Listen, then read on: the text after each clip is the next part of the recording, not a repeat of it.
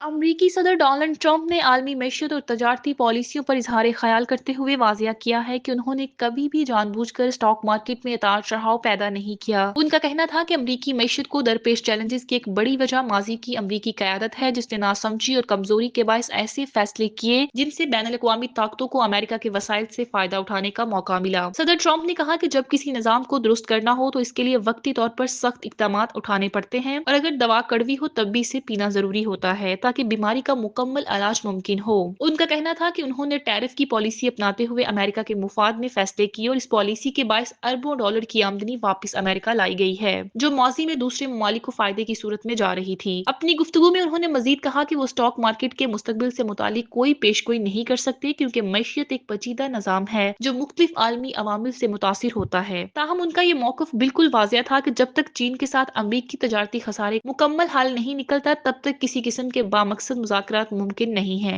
सदर ट्रंप ने यह भी इंकशाफ किया है कि वो टैरिफ के मामले पर यूरोपीय और एशियाई ममालिक के मुतअद्दिद रहनुमाओं से मुसलसल राब्ते में हैं और उनके साथ इस हवाले से बातचीत का सिलसिला जारी है ताकि अमेरिका का आलमी तजारती निज़ाम में किरदार मजबूत तर हो और अमरीकी मफादात का हर सतह पर तहफ़्फ़ुज़ यकीनी बनाया जा सके।